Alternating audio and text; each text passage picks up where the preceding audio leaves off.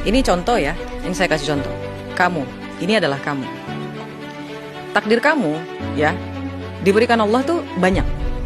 Ya, banyak, mengelilingi kamu. Dan sifatnya itu randomness. Bahasa Indonesia random. Mereka ini bersifat random. Ya. Takdir yang bersifat random ini, mereka akan berhenti bersifat random ketika kita dalam frekuensi yang tinggi kan. Dan ketika kita dalam frekuensi yang tinggi, mengeluarkan energi dengan frekuensi yang tinggi, takdir ini yang akan masuk ke dalam hidup kita adalah yang terbaik. Baiknya Allah di situ. Jadi ketika kita dalam energi yang negatif, randomness-nya ini yang akan masuk ke dalam hidup kita ini semakin tinggi. Jadi random aja gitu loh masuk takdirnya. Mana ini yang pengen masuk ke dalam hidupnya?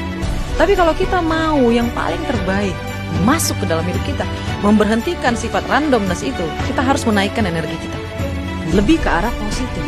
Ini neuroscience. Begitu juga dengan sebaliknya ya Kak. Iya. Kalau energi kita rendah, Iya. yang terburuk akan terjadi. Iya, dan ini dipelajari di kalau nggak salah kemarin tuh aku ikut seminarnya tuh apa yang namanya, mekanika kuantum.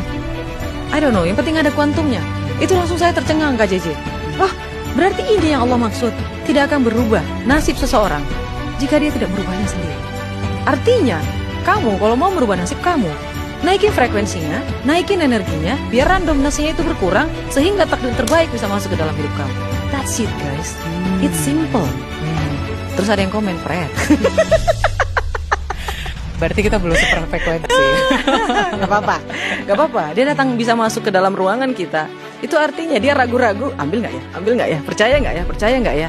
Berarti di masa depan sebenarnya dia sudah mau berhasil. Sebenarnya sudah berhasil Kak JJ. Cuma belum waktunya aja. Kayak gitu. Pembicaraan di hari ini kalau Roma di 2 tahun lalu mungkin nggak akan nyambung. Sama dia juga kayak gitu. Kok bisa nyampe video yang kayak gini ke dia yang ngomong kayak gitu komennya. Artinya di masa depan sebenarnya dia sudah menjadi versi yang terbaik, tapi di saat ini dia belum nyambung. Orang yang terlalu usaha keras pasti akan sedikit tidak percaya sama perkataannya tentang energi. Dia nggak akan percaya karena selama ini alam bawah sadarnya berpikir bahwa segala sesuatu itu harus diusahakan dengan sangat luar biasa keras. Yes, it is. Tapi kalau bisa dibarengin dengan kebahagiaan dan bekerja dengan sangat mudah, why not? Ada orang loh yang bekerjanya sangat-sangat simple tapi duitnya lebih banyak. Ada. Iya betul. Kamu nggak akan relate kalau misalnya kamu berpikir bahwa segala sesuatu itu harus diusahakan dengan harus sangat keras.